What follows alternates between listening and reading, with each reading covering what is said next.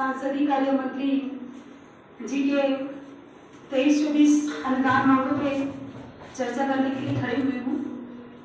सम्मानित सभापति महोदय जी, सम्मानित संगीता दीदी ने एक पंक्ति के साथ शुरुआत की थी, तो मैं भी छत्तीसगढ़ सरकार को एक पंक्ति समर्पित करना चाहूंगी कि तूफान ज्यादा हो तो कश्तियां डूब जाती है और घमंड ज्यादा हो तो हस्तियां डूब जाती है। सम्मानित सभापति महोदय जी, मैं जो हमारे क्षेत्र की विशेष जो समस्या है जो पंचायत विभाग से उसके बारे में माननीय मंत्री जी का ध्यान आकर्षित कराना चाहूंगी। लास्ट टाइम सुनाऊं भैया, अभी कोई मांग लगा गए था ओकर बाद लास्ट टाइम सुना देंगे। सम्मानित सभापति महोदय जी, पंचायत विभाग में जो ग्राम पंचायत सचिव होते हैं वो चाहे केंद्र सरकार की योजना हो चाहे राज्य सरकार की योजना हो, हर योजना का क्रियान्वयन पंचायत सचिव के द्वारा किया जाता है। छत्तीसगढ़ सरकार के जो ड्रीम प्रोजेक्ट है नरवा गरवा घुरुवाबाड़ी, ये तमाम कार्यों का क्रियान्वयन ग्राम पंचायत और सचिव के माध्यम से ही क्रियान्वयन किया जाता है, लेकिन इनकी स्थिति अभी हवा में लटकी हुई है। इन्होंने कई बार हड़ताल किया, आंदोलन किए और सम्मानित हमारे बाबा साहब जी ने उन्हें आश्वस्त भी किया था कि आने वाले समय में जब भी बजट सत्र होगा तो उसमें उन लोगों का शास्त्रीकरण किया जाएगा। लेकिन 2023-24 के बजट में सम्मानित सभापति महोदय जी, जो हमारे सचिव है ग्राम पंचायत सचिव, उनकी स्थिति वही की वही है। तो आपके माध्यम से मैं माननीय मंत्री महोदय जी से निवेदन करना चाहूंगी, क्योंकि सारा कार्य सचिव के द्वारा किया जाता है और इनकी स्थिति हवा में लटकी कि सामान्य तो बेचारे इधर के हैं न ही बेचारे उधर के हैं। तो मेरा विशेष निवेदन है आपसे कि ग्राम पंचायत जो सचिव उनका शास्त्रीकरण कर दीजिए ताकि वो भी अपने अस्तित्व को पहचान सके। सम्मानीय सभापति महोदय जी, साथ ही मैं गौ सेवक के बारे में सम्मानीय मंत्री जी का ध्यान आकर्षित कराना चाहूंगी कि छत्तीसगढ़ में जो प्रशिक्षित गौ सेवक हैं उनके प्रशिक्षण का प्रारंभ 1999 में मध्य प्रदेश में जब सम्मानीय पूर्व मुख्यमंत्री दिग्विजय सिंह जी के शासनकाल में उनका प्रशिक्षण हुआ था। 3 महीने का सैद्धांतिक और प्रायोगिक कुल मिलाकर 6 महीने का उनका प्रशिक्षण हुआ था। 2006 में उनका संवैधानिक जो गैरवादन का प्रशिक्षण होता है कृत्रिम का, उनका भी उन्हें प्रशिक्षण दिया था। 2016 से 2017 तक वो प्रशिक्षण संचालित रहा। उसके बाद जब उन्होंने अपने विभाग के बारे में जब छत्तीसगढ़ सरकार अपने सत्ता पे नहीं आई थी तो उन्होंने अपने घोषणा पत्र में ये लिखा था कि जो गौ सेवक है उनको हम जो प्रशिक्षित गौ सेवक है उनको अपने जो ड्रीम प्रोजेक्ट है उसमें शामिल करेंगे, उनको नौकरी देने करके। लेकिन उनके घोषणा पत्र के अनुरूप इन्होंने आज तक उसमें कोई ठोस कदम नहीं उठाया है, जिसके कारण हमारे जो गौ सेवक हैं वो आज भी दर भटक रहे हैं, क्योंकि इनके ड्रीम प्रोजेक्ट नरवा गरवा पर आधारित है और गौ सेवक प्रशिक्षित है। तो मेरा आपके माध्यम से माननीय मंत्री जी से निवेदन है कि इनके बारे में ध्यान दें और उनका मान सम्मान बढ़ाएं। साथ ही मैं गौठान के बारे में बोलना चाहूंगी। सम्मानीय सभापति महोदय जी, जितने भी छत्तीसगढ़ प्रदेश में गौठान है, केवल करने के लिए गौठान निर्माण है ना तो उसमें पानी की सुविधा ना तो चारा की सुविधा नहीं, मवेशी वहां पे रहते हैं। इसका प्रमुख कारण यह है कि जो व्यवस्था होनी चाहिए वहां पे वो व्यवस्था नहीं होने के कारण और जो लोकल क्षेत्र का केवल एक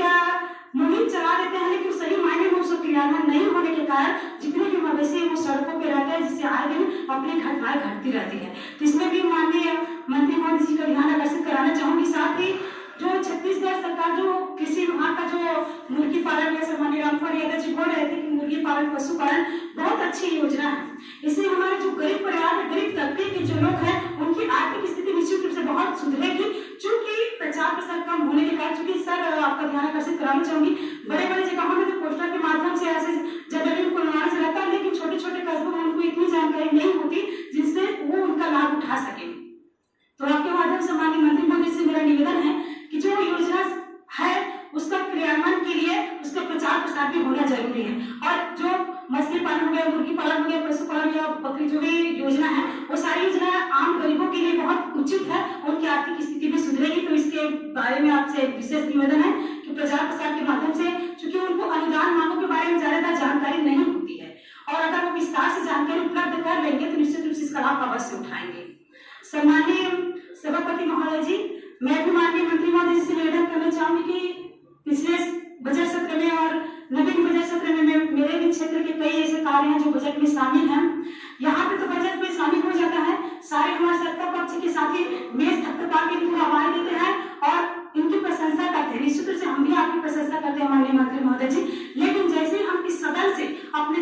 जाते हैं तो देखते हैं कि सर हमारा जो बजट में जुड़ा कार्य है वो बजट से बाहर हो जाता है। तब हमें आम जनताओं का सामना करना पड़ता है और उसका खामियाजा हमें उनके सामने फेस करना पड़ता है। तो माननीय मंत्री महोदय जी से मेरा विशेष निवेदन है कि ये केवल दुर्ग पाटन साझा में सीमित न रहे बल्कि हमारे क्षेत्र में भी आप विशेष ध्यान दें, क्योंकि हम नए सदस्य हैं, भले हमें इतना ज्यादा ज्ञान नहीं,